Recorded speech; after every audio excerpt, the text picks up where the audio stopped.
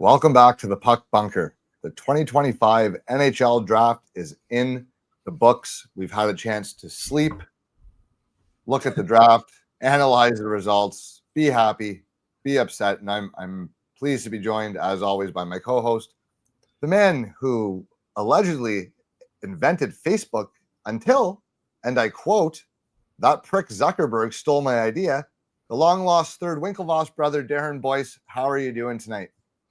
I'm a lead at rowing, Rocco. I made the Olympics at one point, so honestly, for everyone to know, I'm an Olympian. Former Olympian. Yeah, former Olympian. Let's not get ahead of ourselves here. Those days are behind us. How'd you think? Let's just give me a raw reaction. How did you enjoy 2025 draft? I hated the format, for being quite honest.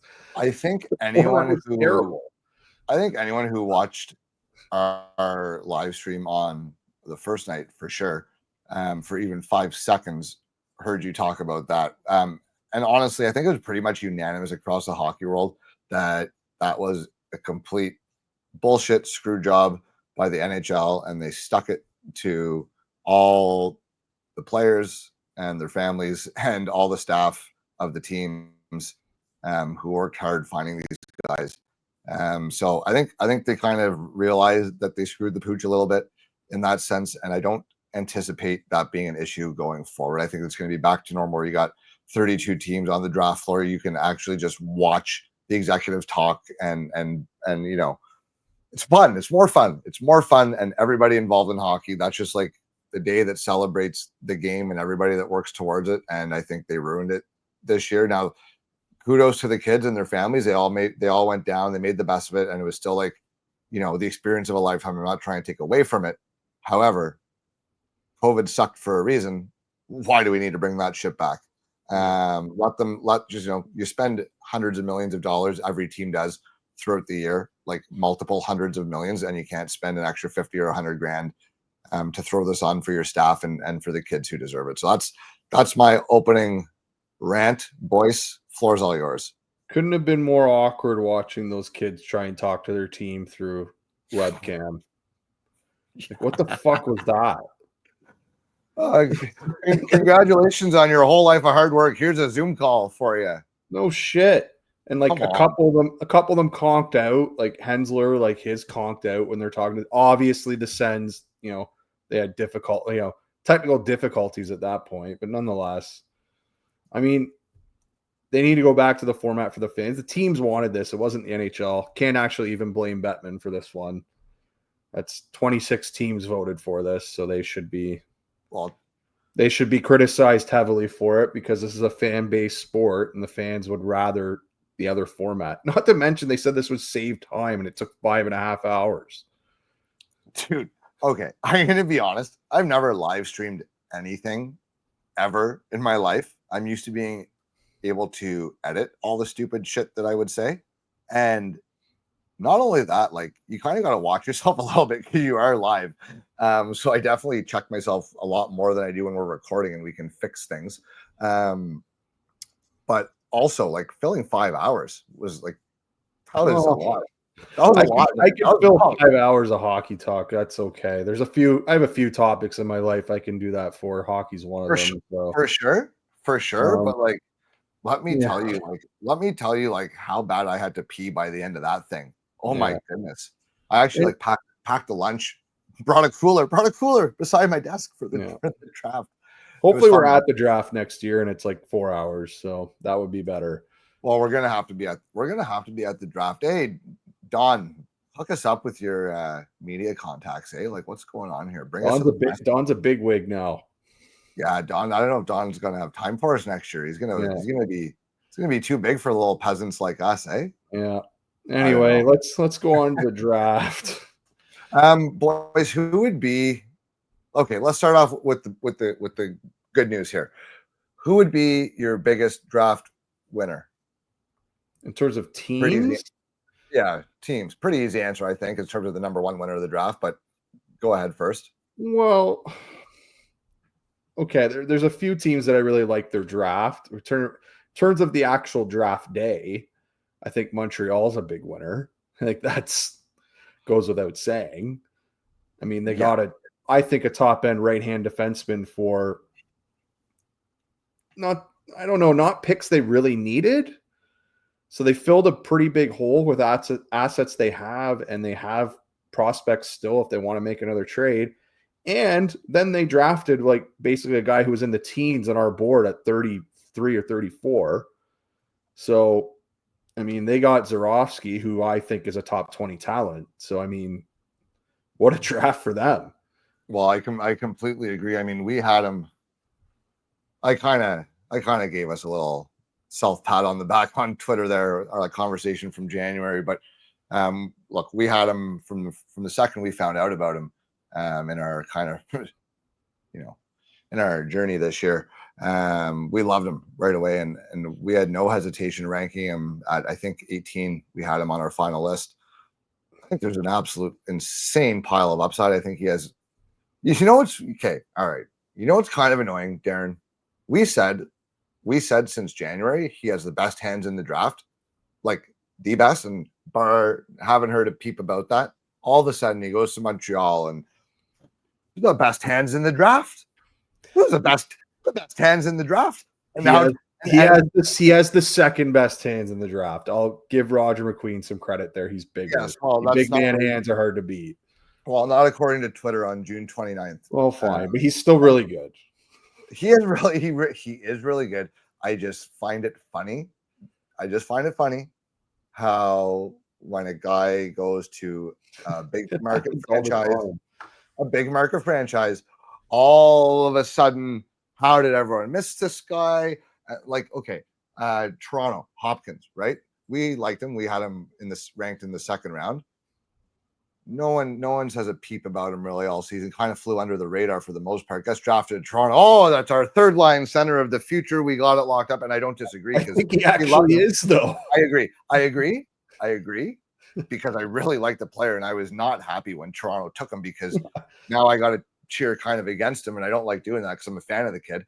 But it's just funny how he kind of flew under the radar. Then all of a sudden he goes to Toronto. Oh, why has no one been talking about this guy all year? It's just like, okay, well, you go to a big market, and all of a sudden, every clover on your front lawn is a Christmas tree now because you're playing in Montreal or Toronto. So I don't know, but yeah. So I mean, I give Montreal. I like some of their other prospects. Like I think Papanakis is a pretty good pick in the third round. Like I mean, that's worth a gamble for him. It's a big body. He has some skill. Kind of fits a need that they were looking for. So, I mean, that could be something interesting for them. I mean, Pickford's a guy we watched. I don't know what the upside is there, but he does score a lot of goals at the WHL level. So, well, I would say this. Ottawa just traded for Jordan Spence, and maybe that's what you hope Pickford can develop into. Yeah. No, that's similar body type, similar skill set. There's a guy, right? There's a guy. That's kind of what you're upside hoping for. Yeah. Shoot the puck and play on your second power play. I think we're getting at the same point here. Yeah, I mean, he could. There's offensive upside here. We saw him in the Memorial Cup. I feel there's a little bit of tunnel vision with him at times. I don't think he's the best skater either. He's a third rounder as a redraft. Yeah, and he's a redraft too. But I mean, I think that's worth the upside. There is some offensive upside there that a lot of other guys don't have. So I like the draft that they had just in general. I mean, I think they still. Okay, you want me to say this, Rocco? I'm not sure that Eklund. I don't know what you're going to say, but are Eklund and Aitchison that much better prospects than Zarovsky? Are they? Not according to us. I don't think so. So not according to our list. No. I mean, we ranked them. We ranked those three guys quite closely together. I mean, they were all within. I think we had Zarovsky. We actually had Zarovsky over Aitchison. We had Zarovsky ahead of Aitchison. Yeah. So that's what I mean. The two picks they gave up, the picks that were taken, they arguably got a better prospect. How do you not win in that situation? And you got basically a right-hand defenseman that you have needed who can play top-line minutes and is 25 years old and locked him up to a reasonable deal. that was, look, I don't like to admit it, but Montreal hit a home run there with Dobson and Swarovski. Like that is a like bat flip. See ya, no doubt. I don't think you can have a better over the draft. park, into the river, guys jumping out of the canoes to get the home run ball. You can't have a better draft than that. And like, so they improved their team and they still improve their prospect pool. So, I mean, good on them. I hate that they're doing good things though. They've done a really nice rebuild there. They have a good team, and they still have assets to make other moves. So equally, because I mean, as it ties in to Montreal, the team that they made the move with, New York Islanders. I think it's hard. It's very hard to pull up their haul of draft picks and not be impressed with the takeaway. Schaefer, enough. I mean, we talked about him enough. First overall, that's going to help your draft grades. Eklund and Aitchison, yes, okay, they gave up Dobson. So let's talk about the other side of that coin. They're in a place where realistically they're not going anywhere. Like they're stuck in the ditch. They got mud on their tires, and the only way out is a full-scale rebuild. Probably like they're past the point of being able to do a retool. They capitalized on Dobson, at least. If you're going to move him, like at least come away with Eklund and Aitchison. And you know, you and I have had our debates about Aitchison. He'll probably fall somewhere in between what the two of us think, which is right where the Islanders got him, which is kind of funny. But look, you love the way he plays in the middle of the first round. Pretty solid pick. You got Schaefer and Aitchison ideally as your, you know, the anchor of your left side for the next forever. Eklund, they're gonna think they got great value there. I would tend to agree, while also not disliking really anyone that was picked ahead of him. I do think they got great value there. Prokhorov, who the hell knows? Like, look, talented kid. That's a good value pick there, though, right? Like that's where they took him. Like that's their fourth pick at 42. Like that's exactly where you're supposed to take them when you're taking a shot on a guy. Like that's what you should be doing. And now Romano wasn't huge in our books, but kid can shoot the puck. Yeah, but they took Peloton though, and like I think he can play. So like I mean, I'm not a huge fan of Romano, but I mean I like Peloton's. I can't say names, but whatever. Peloton's actually a guy who can play. He can play in the lower part of the lineup. I think that's a capability he has. So there's a potential here they maybe get 3 or 4 players in this draft. Maybe 4 or 5. I didn't mind Sam. I didn't mind Sam Lorello when I watched another one. Now, not like 6 foot defenseman, second time around, but he was September birthday, right? So he was one of the younger. Like he almost was eligible for this draft anyway. So he's he's an overager, but not as much. So I kind of like that value in the 5th, and then I thought Kvasnik was fantastic at the U18. So get him in the 7th round. I mean, I don't think you're hoping that he lights the world on fire, but like I think you're looking at a guy that you think could contribute to your lineup, and if not probably be a really good guy organizationally. So I liked what they did. And they took a shot on a goalie too. They used one of their picks on a goalie, which I suggest that every team does every year. So I mean, I like the draft that they had. It's considering the prospect pool they had at the start of the year, it's basically just like it was Cole Eiserman. That's it. So now they've added Cal Ritchie to that. They've added Cal Ritchie to it, and then all these picks. So now that player pool looks pretty good, right? So it's they've done a good job quickly transitioning here. Not a lot of teams have that ability. I think them getting first overall really helped with that. Where they jumped into that, but they've taken advantage of getting first overall and utilized it properly. So kudos to them. I'd like to mention another team that's actually had a pretty solid draft here. Maybe not so much in the quantity of picks that they had. I mean, I thought Seattle came out like really good in this draft. And the reason I say that is because we did a lot of mocks with them and we were confused as to what they needed at 8th overall, right? Yeah. And a lot of times there are people who are saying, hey, when are they going to take their D? When are they going to take their D? And then we mock them forward, right? So they ended up getting Jake O'Brien, which is great. Like that's a really good pick for them. That's a guy who can play center for them. I mean, we know how well we like Jake O'Brien. I think he kind of fell to them too. It kind of fell to 8. I think that's I think now we here's a bit higher than that, well, right? One thing about saying that Seattle got great value here, I don't think there was a world that existed where Seattle and Buffalo doesn't come out looking like roses, because realistically, you take McQueen kind of out of that group just because of the injury sake. There was 9 clear guys who were clearly going, the top 9 guys. And you know, when you're at the end of a big tier like that, like, oh well, like someone was gonna fall. If it's Martone, oh, what a great pick. If it's Martin, well, what a great pick, he fell. So I agree with you, but equally, there wasn't really, unless they went outside that consensus group, there wasn't a pick that they could make that wouldn't make them look really good, at least in the first round. Yeah. So I think we mocked them Martone, right? So it ended up O'Brien fell to there, right? Which is fine. They took the forward. But we had stated, when are they going to take their defenseman? Well, they got Blake Fiddler at 38. So, and look, I know you're a big Merca guy, and like I like Merca. The difference between Merca and Fiddler is not 30 picks. It's not. No, and I will add to that by saying that the way that it worked out for them, the difference between Merca and Fiddler, regardless of what you think it is, the difference between Merca and Fiddler is smaller than the difference between O'Brien and whatever other forward they would take in the second round. It is, exactly. So like a lot different. It's huge. Where like so like we can argue if Merck is better, blah blah blah. Like we've talked that discussion, right? We've had that discussion. Yeah.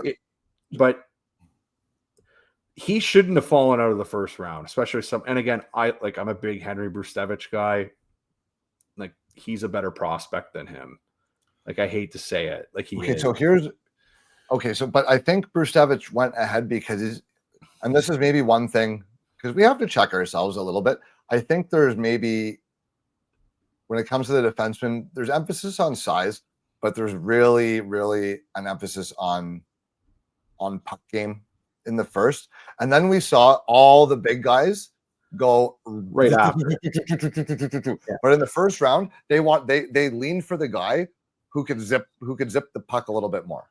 They did a bit, but but again, it's just something I noticed. But it is, but I do have questions. Listen, again, we've talked about Merca has questionable decision making. We talked about that in depth, and he still does.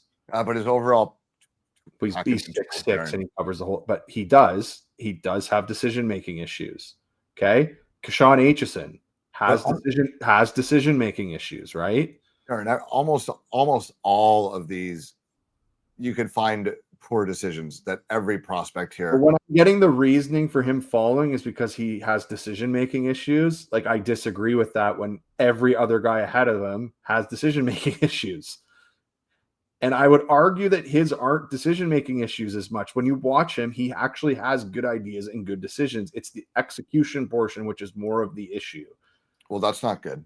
It's the prospect, though. I'm just saying, I would rather a guy actually makes the right decisions and he just develops into not fucking it up versus a guy trying to wean him out of making bad decisions.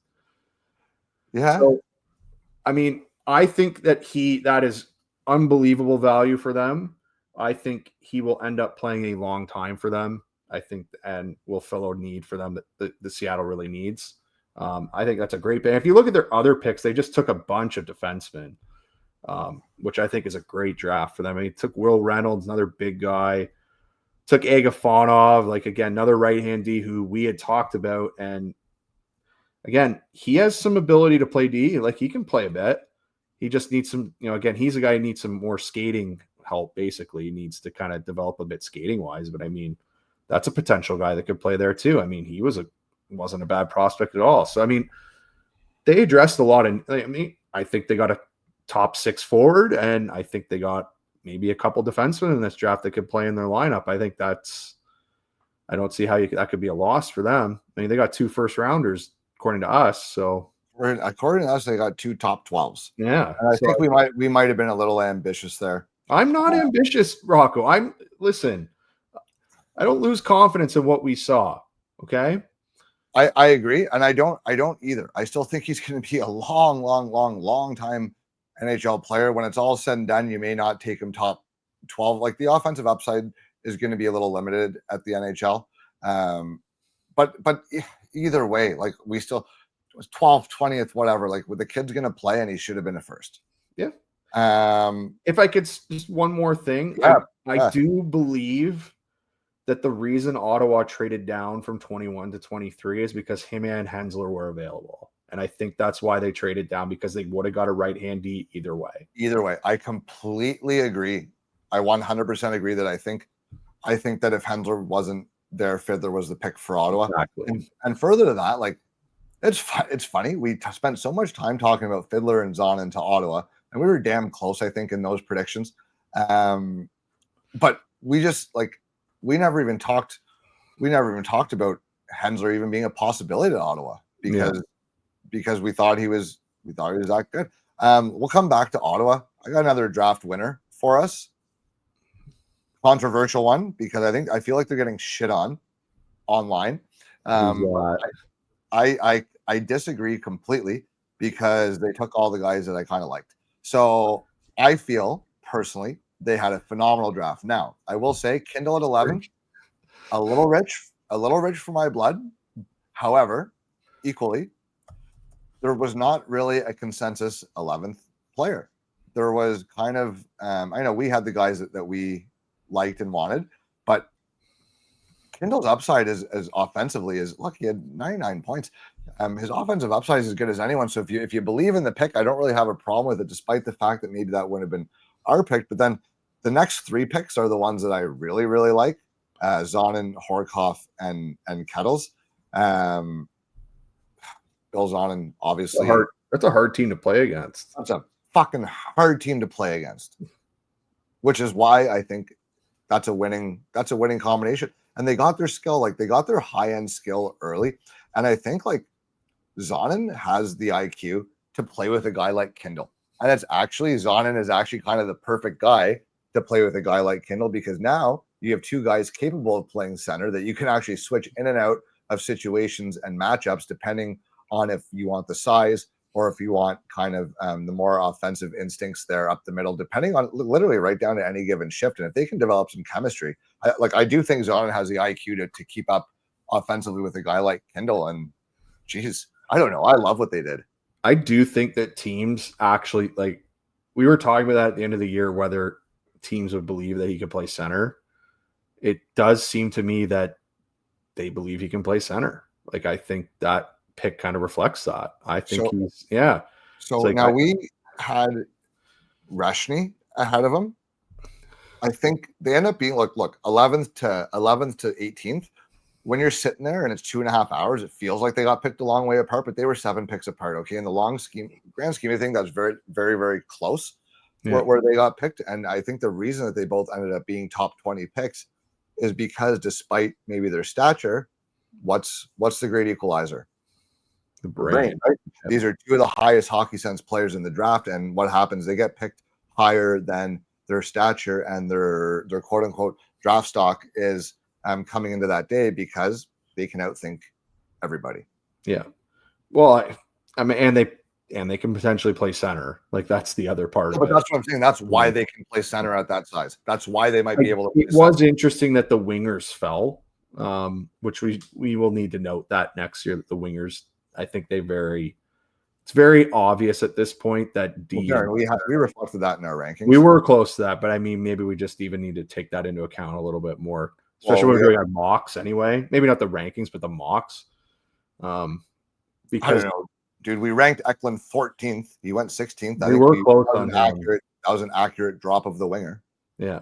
No, we were close. Higgins went 7. We had him 5th. We're within 2 spots there. I mean, geez, we did have the wingers lower. Now, Lakovic is a guy that we missed. I wouldn't say missed, because I think you don't know what the rank is, because we thought he was going to go higher than he did. Yeah, I think we assumed the team was going to gamble on the tools there, which was interesting that no one did. Well, it's interesting the team that actually did was Washington. That is of course they did. What a team for him to go to. They love a big guy with some skill. So it's probably a really good place for him to go, to be honest. It'll probably work out for him pretty well.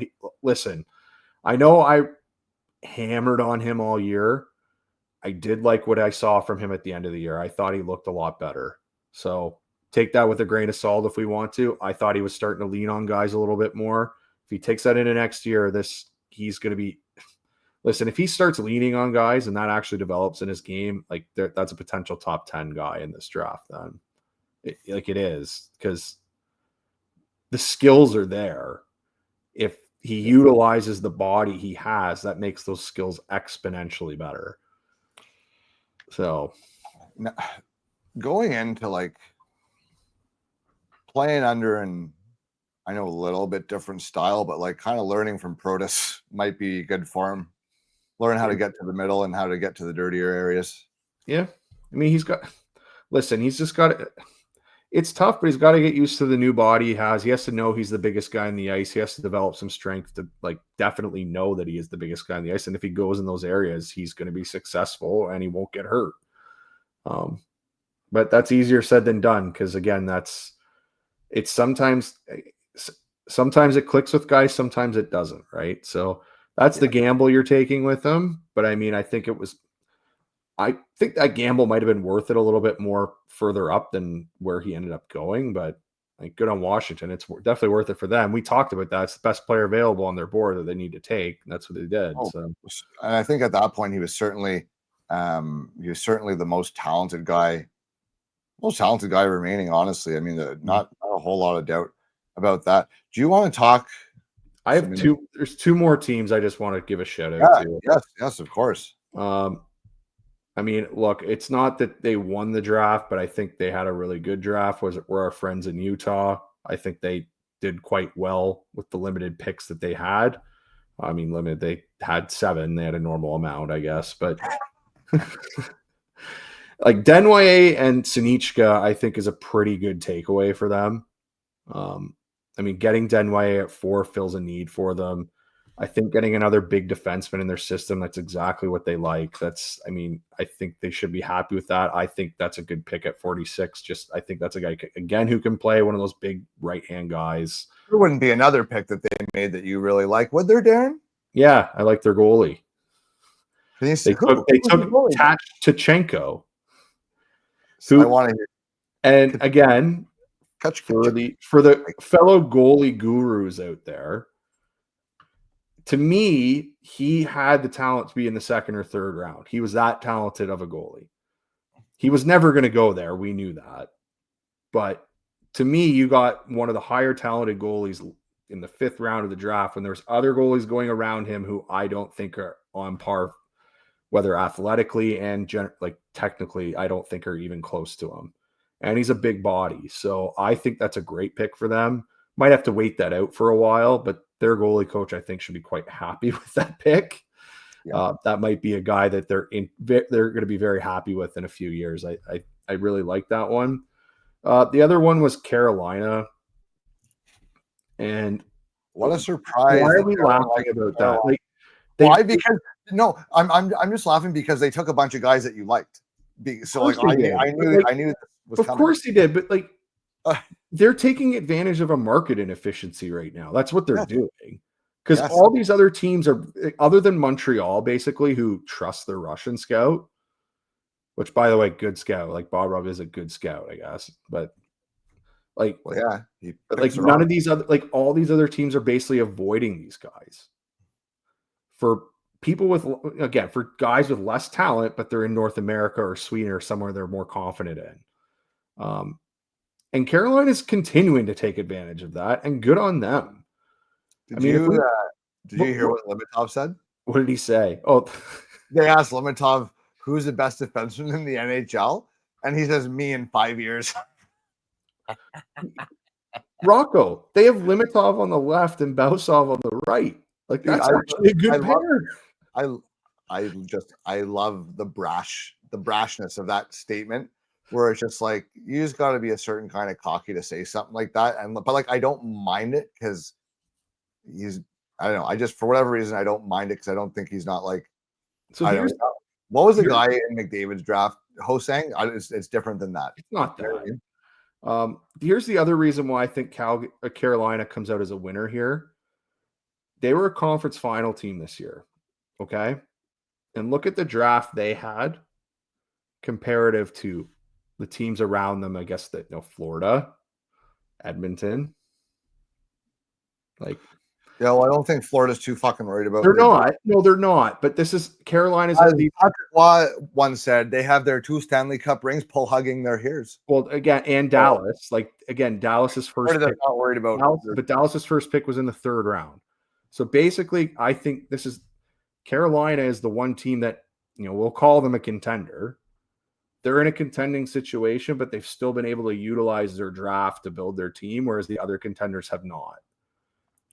No, and that's fair. Like, so I think that Frolov, we had him as the top ranked goalie available at 41. Got the top 3 goalies right. So that's Ryabkin at 62. I didn't like that pick as much. But it's a gamble. But it's a gamble. The talent is there. If they can hone that, it'll be a steal. And 5 picks later, Limitov, we had him ranked at 32nd. There's some question marks. He's a bit of a stallion. I'd rather that than a lot of other things. I agree, but he is a wild horse, and that's probably why he dropped. Plus, people are just straight up prejudiced against Russian players, and I'll just say that factually outright. So that's another reason why he dropped. But I mean, they got great value with all of those picks. Yeah, and they moved down as well as a couple times. So they ended up actually, again, for a contending team, kind of re-up their draft pool a little bit, and I think did it quite successful. They very obviously trust their Russian scouting. Like, they've done quite well there too. So, I mean, kudos to that team. I love what they did. I completely agree. Now let's come back. Let's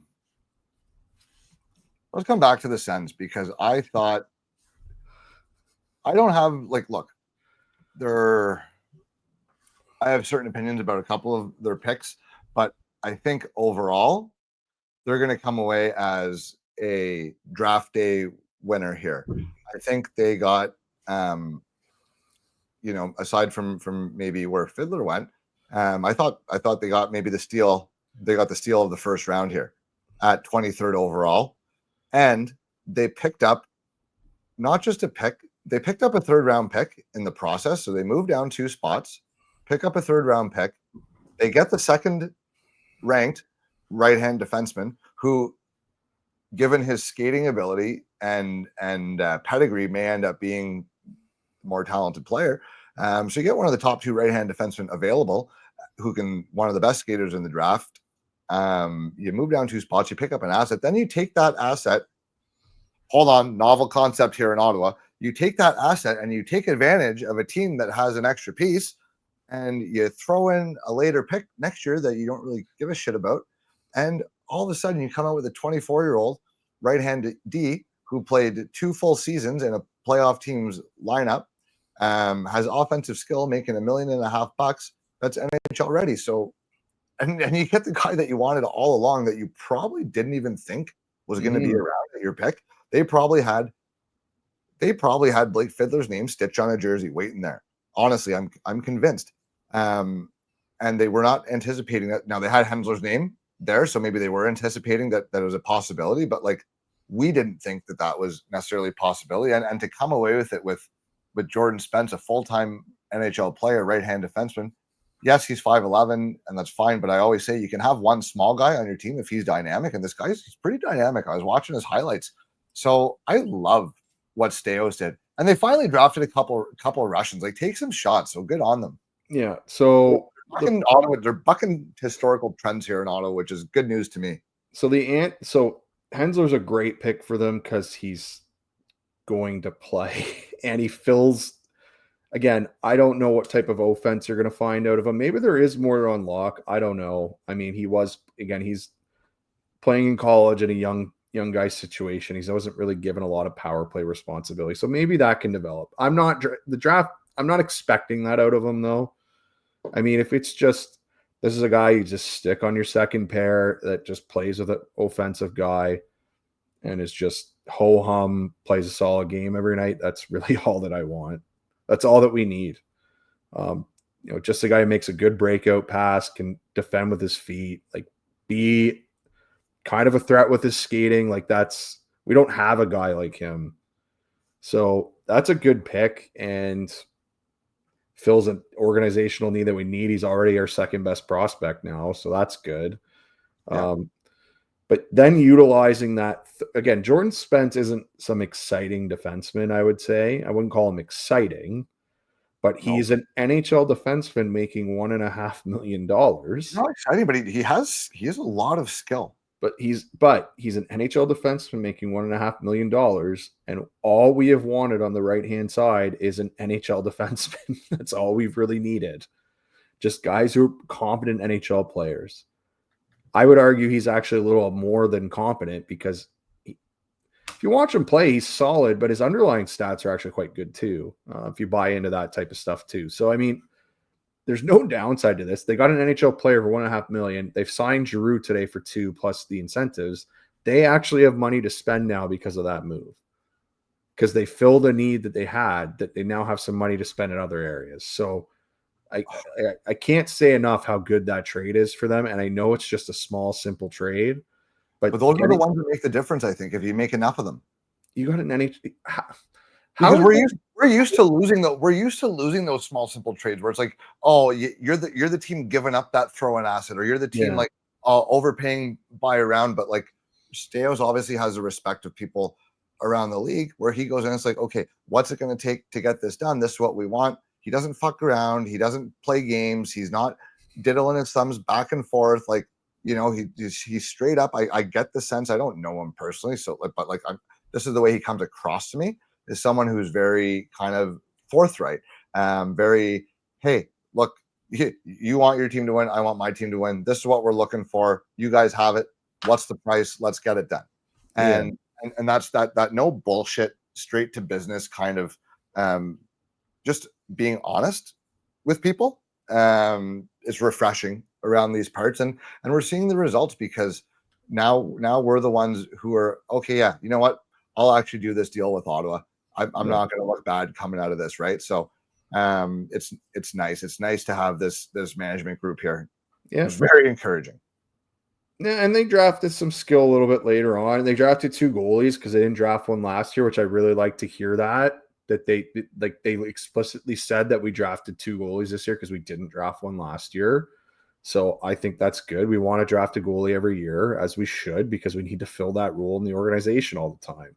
So, I mean, I'm not sure which one will end up being better. I mean, one of them's your boy Trofimov, which that guy is shocking. That's my boy. He can move. I can say that. He can definitely move. He moves a little too much, but he can move. But I mean, there's a template there of a guy that, if you could harness. I'll say this about Ottawa's picks. Love Hensler pick, obviously. The other ones, like Danik, people have kind of split opinions on him. We honestly didn't do a deep dive into him, which we're going to, because it's someone that look, we only have so much time. It's just a guy that we didn't have enough time to get 10 plus viewings on. But from what I'm seeing, just on the highlights and what people are saying, like it's a bit of a home run swing. If he hits, he's going to really hit. Same thing with either of the goalies. If they hit, that's any goalie. Those are projects, both of them. But that's fine though. That's fine. It's the middle. They're goalies. They're late goalies. So they have some tools there that you can work with. And then the Asayev kid and the Idzan kid, like they have one's very raw, one's very small, but they both have they took swings, is what I'm trying to get at, the point that I'm trying to make. They took swings on guys, and they went safety first, and we knew that they'd get the most reliable pick that they could find, and I think that they did that. So we were accurate that they targeted that. And then later in the draft with their later picks, they're like, fuck it, like we have a good team. Like how many guys can actually play in the league? If we're gonna find guys, let's find guys that if they hit, they're gonna really hit good for us. Kind of like Montgomery and kind of like Halliday. And now you have these 2 big, massive fuckers with a ton of skill and good skating who are coming up, and like that's what you want. So I don't know a ton about a lot of the guys that they picked later. We never got that. We never really got past the 100 mark too deep when we were doing it. Like, I mean, we got to be honest about that. So we're going to look into them more. But like I like. I think I was at like their strategy is what I'm saying. Yeah. Well, yeah. I mean, like Idzan's a little bit older, so I mean he might be. I'm saying his name terribly, the Croatian kid, but I mean he was really good in the USHL. So I mean, like again, and he's not tiny, so it's like I don't mind drafting older. Yeah, that's an interesting swing in the 6th round. Like I have no problem with that. It's a great time for that kind of thing. So let's see what happens. Let's see what if they're again. Remember last year they drafted really well out of the USHL. So I'm interested. I trust their scout there. Well, to me, that definitely tells me that they gave their USHL scout a guy. They probably gave him a guy there, as they should, because he hit on a guy last year. Was Halliday out of the USHL too? He might have been, but it was at the same staff. I don't know, but if you're going back to the well that frequently, I mean, I know that there's not a ton of turnover in Ottawa's scouts. I know that I don't know all of them, but I've seen a good chunk of them enough around the rinks that you're seeing the familiar faces. I'll also say our Halliday out of the USHL as well. Our buddy Foley really likes Idzan too, so and he's the USHL guy. So hey, shout out Gabe Foley. There's a guy.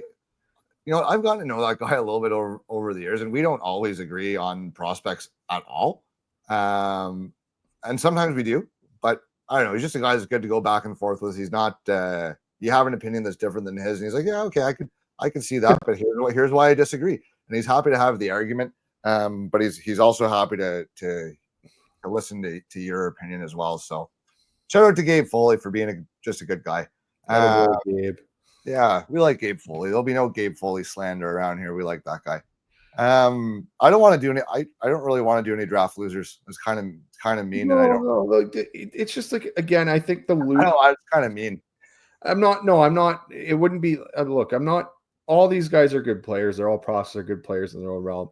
It's just some of these. Again, there's some teams out here that just didn't have a lot of picks. Like again, but that's not like something I would say is a draft loser. You just didn't have a lot of picks. Like I don't look at anyone's draft. I don't look at anyone's really draft list. I'm like, ooh, you blew it. And even there's actually like maybe one or two teams I'm like, I don't really love it, but it's just like not necessarily didn't like those guys. Might have just picked other guys. There was a decent amount of teams this year that didn't have a first. Like it was more than usual. Yeah, I think that, and there were some teams that didn't have a first or a second. I mean, like Dallas, Colorado, Toronto. Like there's a lot of teams like that. I hate that. I know some of those teams have won cup, so it's okay, but still, it's a lot of teams. I really hate that I like Toronto's draft. Well, I can. To the Toronto Maple Leaf fans, Tyler Hopkins is a good pick, so you should be happy about that. He'll play on your third line at one point, and you'll really like him because he buzzes around out there. I mean, I in general with him, I just don't look. Like we talked about like Colin Potter a lot, and like we like Colin Potter. Yeah. Again, I don't think the difference between these two players is like 55 picks or whatever it was. No. I don't think like that's a different mold of a player though. They're both very speed oriented though. That's fair. Like they're both again, if you're looking for a guy who has wheels that puts pressure on the defense all the time, like it's the same type of guy. I really like their 5th round picks. Will Bell and Harry Nancy. Like, well, I think Will Bell could just be like, I think he could end up being like one of the more feared forecheckers in a 4th line role. And I think that maybe might be his upside, but I think he could be like a pretty scary forechecker on a 4th line someday. He runs through guys when he forechecks, which I love. And Harry Nancy, dude, this guy has the sneakiest mitts. I don't even know if they're sneaky. He just has nasty hands and it's just like a super, super, super raw. Like, dude, September 10th birthday, 5 days away from next year. And we'll be talking about him in a whole different light. 6'3". I think he grew during the year. I don't know if he was that big to start the year. I might be wrong, but raw. Like I watched him earlier in the year and I'm like, this guy is like, at first you watch him like, this guy is ranked by Central Scouting because he's kind of was awkward looking, and then he got the puck, and he just like dangling guys, like honestly, like out the ODR hands, like backyard rink developed like creativity with the puck, and sneaky pick in terms of finding a guy with some upside that late in the draft. I think he's going to have a big year offensively for in the OHL if that's where he stays. I don't know what he's doing next year. Maybe he's leaving, but.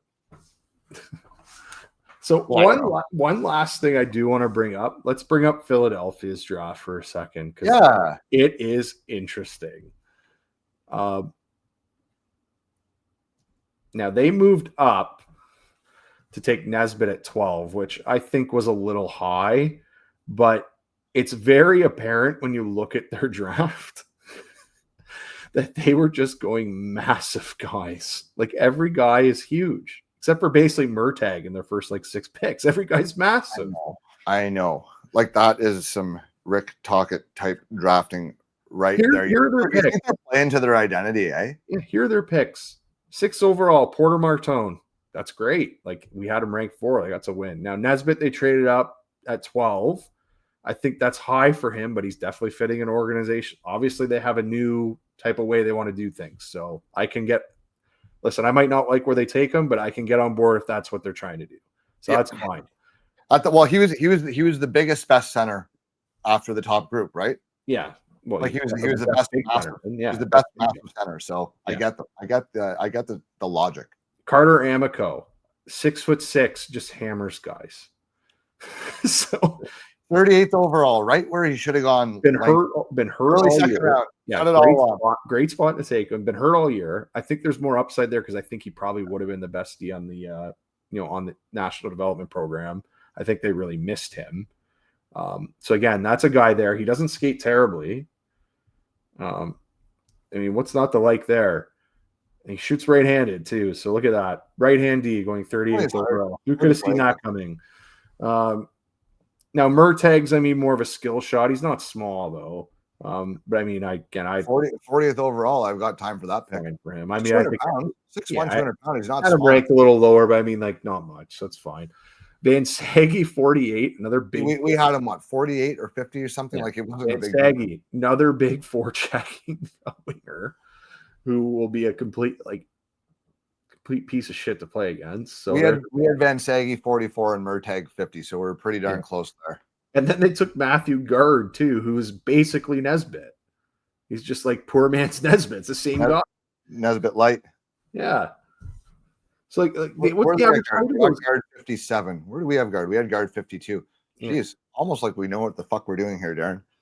So the average height of all those guys is what, like 6'4"? Yeah, something like that. That's insane. They're all huge. So I don't like. I'm honestly, out of any draft in this year, that's the one I'm interested in how it plays out. Because I'd be very interested to see how many of those guys play. I think that their draft class here is going to be very, very successful in terms of games played from the draft class. I think they'll be very, very high. Them in Pittsburgh might be the highest there. Philadelphia has opportunity too, right? They'll have some opportunity for these guys too. Yeah, I just don't know that. I don't think that outside of Martone that they got an impact player. Well, now with the caveat that Nesbitt, I said all along he has a lot of upside. I'm convinced Martone's going to be an impact player. Nesbitt has the chance to be that as well. But they got a lot of guys that'll play middle six, bottom pair type. But you need that, and they kind of have some skill already there. So you got Luchenko's speed down the middle, not the biggest guy. Mishkov, obviously highly skilled cerebral player. So they got guys to kind of insulate what they have already. And they did get a highly skilled, like they got the highest skilled big guy in the draft at 6. I left out that Vlozic guy too. He's also 6'5", so another right hand D that's 6'5" they took later in the draft. So I mean, Vlozic. Yeah. So I mean, cool. Listen, I love Listen, they took some guys maybe I would have taken those slots, but I really like that the team model is just draft size. It's be hard to play against. Simon Wang to San Jose, 33rd overall. I mean, again, it's their third pick. That makes sense. I thought they might go Fiddler with that spot, but because they need a right-hand D. But I mean, they got Wang has more upside. Yeah, sure. They just really need right-hand defensemen. Like, they don't really have any. But that's the thing. We talked about that with Wang. I think certain teams would find him too much of a project. You're like, it's kind of polarizing. I don't think there's anyone who's kind of neutral, and they either think you're getting an absolute steal where you draft him and he was going to be a 1,000-game defenseman, or you're like, you're just not going to be able to refine him enough. So I'm not surprised he went outside the first round. I'm not surprised he was the first pick of the second round. Nice place to take a shot like that. I know on the live, I was a little shocked they took Ravensburger, but in hindsight, I thought about it and it actually made some sense. It's fine if they want to make sure they're covered, like with the Skarov, and they don't really have another guy in their system. So I get that. I mean, we did mocks, and I had that pick before, and I kind of took a shot on a guy instead of taking the right-hand D, and I said that they took the D with the next pick. So that's kind of what they did. Yep. I mean, in their mind, if they think he's a number one goalie, which there's that, he has that projectability, that's probably okay to take him in that spot. You already made one of your picks, so it's a second pick. It's late in the first. Like, if you think he's the best goalie, then why not? So I guess I do understand that pick a bit more. I mean, they're flush with everything but right-hand defensemen. Yes. So they're going to have to trade somebody at some point. They must have had Wang very high. Must have on their list.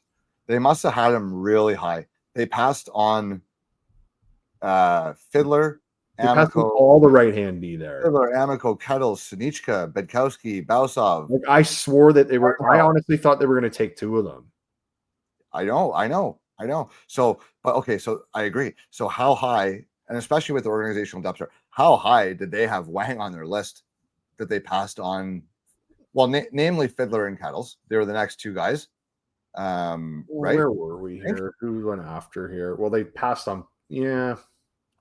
Rombach, lefty. Yeah, Fiddler was the next righty. And then Amico and Kettles. I mean, okay. And we liked all three of those guys, and honestly, that's literally where we had them all ranked. So how much did they like Wang that they passed on an organizational need of defensemen who, in our opinion, were either very close to Wang or actually even higher? With Fiddler, we had him ranked higher. So, like, how much did they like? It's possible they like this guy. They had him in their top 20. They had to have. Yeah, he would have been around there somewhere. He would have had to have been in their top 20. But I said that to you. I said if a team loves him, they're going to rank him. It's the same with every draft. Look, okay, we said that on the live feed too. He's the biggest, best skater in the draft. He's better skater than Murka. Like, Blake Fiddler went 36. It doesn't mean he was 36 on everyone's board. Like, Simon Wang went 33. It doesn't mean he was 33 on every board. Like, he was probably most players are higher on the team's board that takes him than where they go. It's just that they had one or two guys higher on the board, so they took them at the time, and then the other teams didn't have them as high, so they fall because the other teams didn't have them as high. So I mean, I'm like, well, I texted someone who was at the draft right after. I said, am I off my rocker here? Like, is Fiddler not a first rounder? And they replied back, like, just the way it goes, sometimes he's not going to have to wait long tomorrow, sort of thing. Yeah. And he went to a good situation. Like, they need him. Like, that's literally a team that needs him. That's a fantastic situation. So I couldn't be any better. And there's no, like, I think being okay, every player wants the prestige of a first rounder. There is something like that is a feather in your cap to be a first round pick. And there is something special about that, and I don't want to take away from it. But, like, the best situation to go into is a second round pick, because, like, you're still very highly valued by the organization, but you're not going to have the same kind of scrutiny from the fans and the media. You're going to have a lot less pressure going in as a second rounder. Yet the organization, in their mind, invested a high enough asset. You're still going to get opportunities to play games and to succeed in training camp, and they're going to give you opportunities. But you're gonna get that without kind of like, oh, that we spent a first rounder on this guy and blah blah blah. Like, you know what I mean? Like, even guys that pan out and play 600 games. Oh well, yeah, he's played 600 games, but he's a first rounder. He's got to be better. Like, you hear that shit all the time. So going in a second rounder is kind of. I don't like. To me, I don't think him. especially as a defenseman that's not going to be an offensive guy, right? It's like I would have been making a lot of calls for those picks around then because there was like 33 to 35, which they did. Like Seattle traded up, Montreal traded up as they should have. Montreal paid a lot for that pick, I think. They gave up both second rounders. Yeah, like they got a fifth or something back with it, and I think that was totally worth it for them to do that because there was 4 or 5 guys, or 3 or 4 guys there that like they got fucking Zorowski. They got the best. Yeah. They got the best Russian. So they did get the best Russian. Peter, at least, like, take the goalies out of it. So, and like, the guy is nasty. So I really hate that pick because he's so good, and now Montreal has him, and I don't like that. Like we were talking at night, we we're like, can the Sens trade up here somehow? And we're like, no, because they don't have a first next year. Thanks. Him and Demidov could be fucking magic. Those guys, it's just gravy for them, right? Like if that's what I'm saying, I might be too much hands on one line. Actually, I don't know if there's enough. They've already kind of won the draft because like they got jobs with their picks. Yeah. This is gravy. Now, if this guy ends up playing and ends up being like a top 6 forward, like this is now they have all these other options they can use now, right? Like they can trade guys, they can utilize guys in different situations. Like they're going to be deep. Like it's. They look like they could be good soon, dude. Soon, I think you're looking at it. You're looking at a playoff team now, the Montreal Canadiens. I love how we've roundabout came back to Montreal. Like, damn, they're going to be good. They're going to be good, dude. But so is Ottawa. There's going to be a kind of. Can we get our first back? I don't know. I hope so. Yeah, I hope so. There's precedent where they soften the punishment. Like New Jersey straight up fucking ruined the league salary cap for a decade, and they rescinded that punishment leading up to that draft, right? They gave them a lesser punishment. Can we just pay a fine? Who's we? The owner. We're gonna pay the owner. Dude, we can't. We gotta still work. We just gotta work on getting our sport contract sponsored by someone for next year. Yeah. Pay a fine. I don't know about that. But take a pick. It's fine. Take a third. Take a second. Don't take a first, especially you didn't get me going again. Okay, so the problem is that the league downplayed this to Andlauer when he was buying the team. Yeah. Oh, that's don't worry. It's all good. Don't worry, buddy. I got you. Don't worry, buddy, old pal. Don't worry. Oh yeah, by the way, we're gonna need that first round pick. Thanks for your $1 billion, asshole. Like, come on. Like, what are you doing? That would leave such a sour taste in my mouth. I just spent all the money in the world that I could even fit in like a house, one house worth full of money handed to a team, all $100 bills stacked and fill a whole house. Here you go. Here's $1 billion. Can I have all my draft picks? No, last guy kind of fucked you. Yeah. So, pardon? Like, come on. At least tell him. At least be upfront about it. Like, the irony, dude. The irony of punishing a team for not being forthright and then sweeping that under the rug as you're not being forthright about it with the prospective owner of the team. Yeah, who had already fired everybody. Like, is that fucking rich or what? Like, that's something else. That's some grade A level hypocrisy. I never even thought of it that way before, but now it's making me even more mad again. Yeah. Well, we should get Ross on again to talk about it. You guys are being sneaky. We're gonna have to take a pick. Don't tell them we're taking the pick. Yeah. Like, come on. Like, what are we doing? Anywho, I digress. Boyce, any final thoughts here on the 2025 on the draft this past weekend?